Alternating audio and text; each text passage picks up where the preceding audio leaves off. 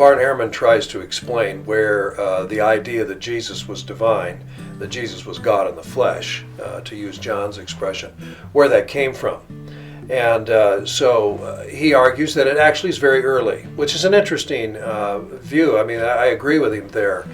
He used to hold the view that the idea that Jesus was God's Son, was himself divine, didn't develop till the end of the first century when, say, the Gospel of John was written and actually says, in the beginning was the Word was God, and the Word became flesh and dwelt among us. But Bart, in doing his research, has concluded that actually an exalted Christology, a high view of Jesus as divine, goes back right to the beginnings of the church with Easter. And so he tries to explain that. Well, then what caused Jesus' following to look at him not just as a Jewish man, a prophet, a healer, or whatever, and think of him in terms of God. And so that's what his book is all about. And so parts of it, I think, are helpful and accurate, and other parts, I think, are seriously mistaken.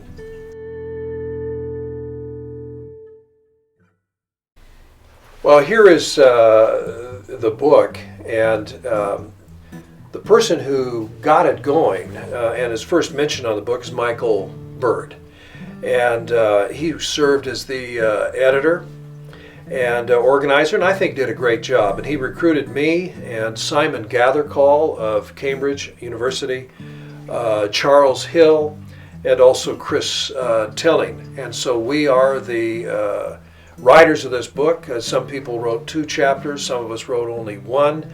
And as you can see, the title of the book plays on the title of Bart Ehrman's book. And so his title was How Jesus Became God. Our title is How God Became Jesus. And we were under the gun, you know. We had to write our chapters in just a couple of months. The book was produced very rapidly, but it was also very stimulating. I'm glad that I was part of this project.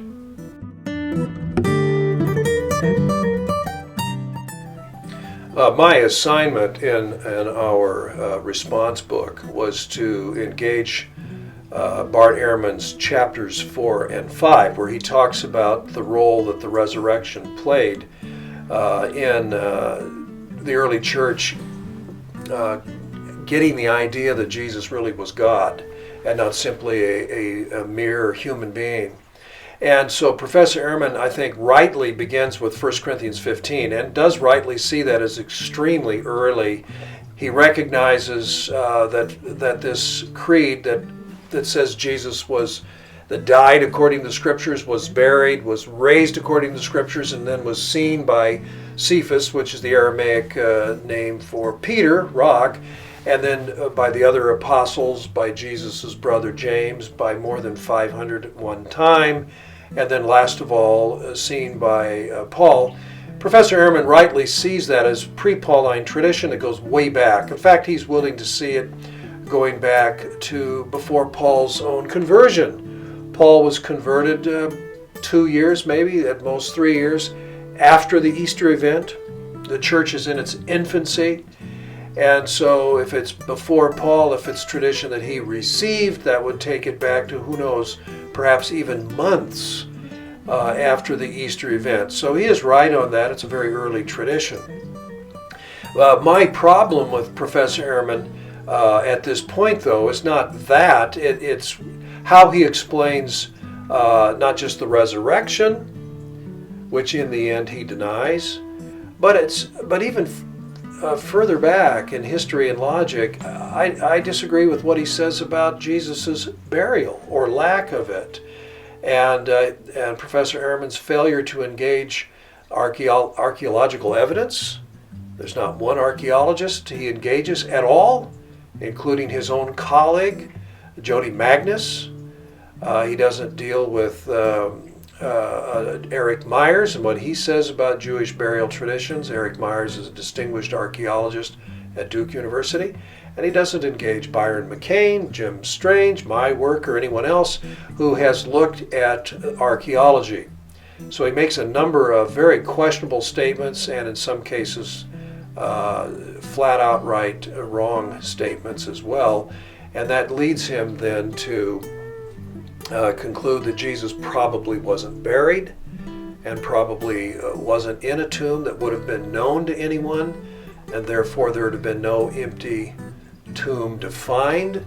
And the empty tomb tradition is just a later spurious tradition that was intended to lionize women, Mary Magdalene or whatever, but had nothing to do with the earliest belief. He suggests there was no Joseph of Arimathea either, and the reasons for doubting that I find are not very convincing. Professor Ehrman doubts the historicity of the story about Joseph of Arimathea, a member of the Sanhedrin who oversaw the burial of Jesus. He doubts it for a number of reasons. One of them, which I find very odd, is because the name Joseph of Arimathea does not appear in the Creed in 1 Corinthians 15. And so Ehrman thinks that it should read that Jesus died according to the Scriptures and was buried in a tomb by Joseph of Arimathea, and then was raised up according to the Scriptures and was seen by Peter and others. I find that very odd. The creeds, by their very nature, are very succinct, very brief. There are many other things not mentioned in the 1 Corinthians 15 creed. We're not told that it was Pontius Pilate that ordered Jesus' death. We're not told anything about the Sanhedrin and its role. We could just go on and on about all the things not mentioned. And it isn't until well toward the end of the 2nd century that Pontius Pilate finally does make an appearance in the Apostles' Creed as the one who condemned Jesus to death. And I think that's only because Scripture itself starts talking about Pilate and his role. So I don't think we can deduce anything from that. But for me, come on. It says he was buried. Buried implies in a tomb. And to say that, there's no evidence that Jesus was buried in a tomb because no tomb is mentioned, I think is actually nonsense. And I should also add that Joseph of Arimathea is mentioned in all 4 Gospels. And Professor Ehrman says, well, this is likely inauthentic because it says all the Sanhedrin, the whole council condemned Jesus to death. Well, number one, the whole council wasn't there. It was only the people that were there. And the council is frequently divided on various matters, and you can see that in the book of Acts as well. And so there would have been several not there who would have disagreed with the council's decision. Joseph of Arimathea likely was one of those. How sympathetic he was to Jesus, whether or not he was really his follower, that's another question. But he was more than willing to fulfill Jewish law, which was to see to the proper burial of anyone condemned to death by the Sanhedrin. Well, Professor Ehrman thinks it unlikely that Jesus was buried, and his reasoning goes this way. He claims that all of our evidence says that crucifixion victims were not buried, and he cites some of the evidence to show that. Well, there's no question in my mind that there were many people who were crucified in the Roman era who were left hanging on the cross for days, their bodies rotting in the sun, picked apart by animals. But what Professor Ehrman leaves out are the statements that suggest that normally it was permitted for crucifixion victims to be buried. The collection of Roman law known as the Digesta explicitly states that. It's saying only for high treason are bodies denied burial, but otherwise it's all right if family members request the body to be taken down. But the second thing that's far more important is whatever the policy was throughout the Roman Empire, in Israel itself we have flat out statements, explicit statements by Philo, who was a Jew who lived at the turn of the era in Alexandria, Egypt, next door to Israel, and Josephus himself, who was born in the year 37 AD. Both men talk about Roman governors and other officials observing Jewish sensitivities about burial. And Josephus explicitly talks about how even those crucified. And they weren't, and anyone crucified in the first century in Josephus' time, they were crucified not by Jewish authority, but by Roman authority. The Romans alone had the power of execution, capital punishment. That's clearly stated. And so he says even the crucified would be taken down and buried. So there's no question that the evidence, in fact, leads to the opposite conclusion that Professor Ehrman reaches, that the norm was, especially in Israel, especially in the vicinity of Jerusalem, on the eve of Passover, the norm was to have the bodies of executed persons properly buried before nightfall. It's not because, as Bart Ehrman says, it isn't because, Pilate respects, Deuteronomy 21, which commands that, or that he reads the Jewish scriptures. Of course he doesn't. But what Philo and Josephus tell us is that Roman governors respected Jewish sensitivities and customs in order to keep the peace. It was just a real practical reason for that. Philo, in fact, bitterly complains that Flaccus, the Roman governor of Egypt, did not permit the burial of some crucified persons, knowing full well how important that was to the Jewish people. And so that was viewed as exceptional.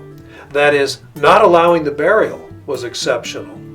And I think that Professor Ehrman does talk about that passage, and I think he has misunderstood it.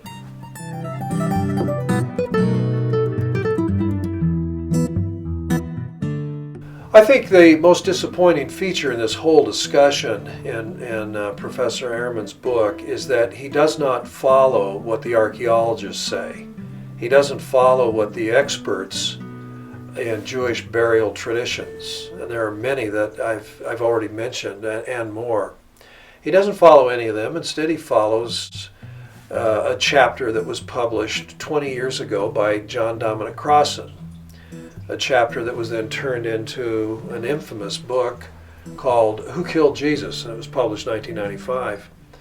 And in this book, Crossan argues that Jesus' body and the bodies of others that were crucified in Israel in peacetime were left hanging on crosses to be eaten by dogs or to rot in the sun, or perhaps at best Jesus' body was pitched into a shallow ditch where it would have been eaten by dogs.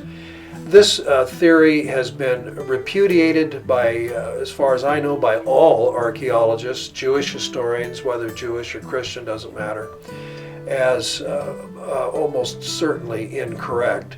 So it's disappointing to me that Professor Ehrman, I think better of him, I expect better of him, why he would rely on a very faulty and discredited hypothesis that was presented 20 years ago that archaeologists and others have refuted and refused to follow.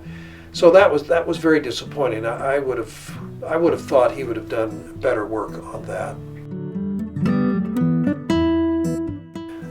Bart Ehrman relies on Gerrit Ludemann, the German atheist, who acknowledges that Peter subjectively had a vision of the risen Jesus, and so did Paul. And so this is where the resurrection idea comes from these two visions. Well, I'm not aware of any serious research in the area of human psychology that would agree with that. The idea that two people would have the same vision or hallucination, really.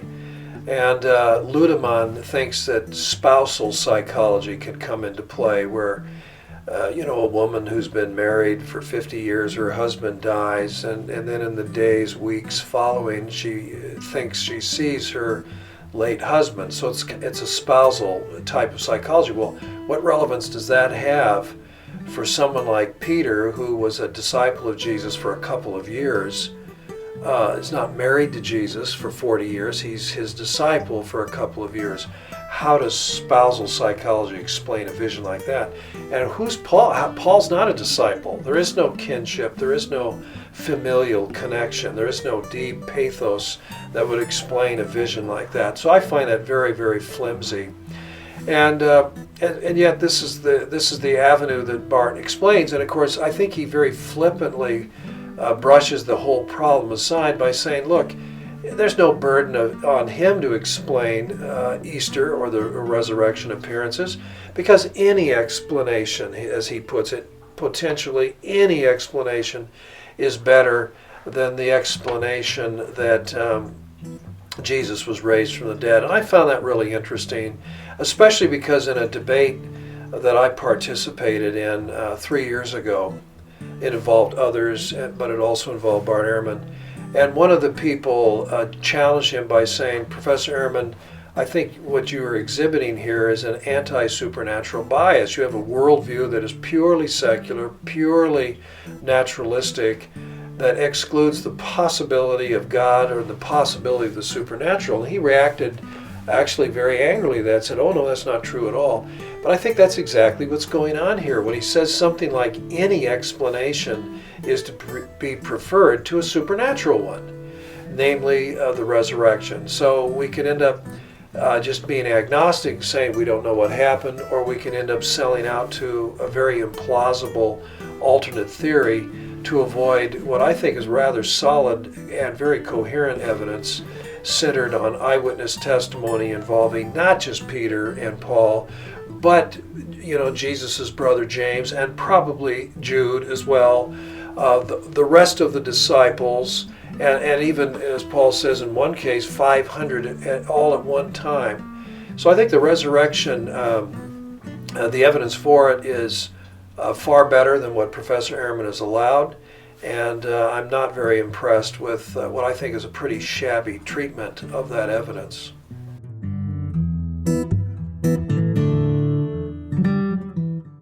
Jesus became recognized as God. He doesn't become God, but he is recognized by his following as God in the flesh.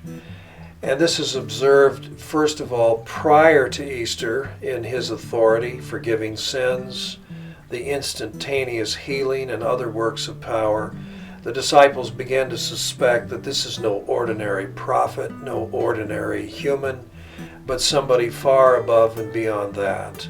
The resurrection then doesn't make Jesus into God. What the resurrection does is confirm in the minds of the disciples that indeed Jesus really is the Son of God, really is Israel's Messiah. And that's why I think our book has it right. At the end of the day, what it's all about is how God became Jesus, how God was in Christ reconciling the world to himself, as Paul puts it in one of his letters, how the divine word became flesh and dwelt among us, which is the way John puts it. And so I think, some of the things in Professor Ehrman's book are helpful and accurate, but the overall approach, I think, is wrong. And I hope people read our reply to that so that they get the full story, and I think get the story much better.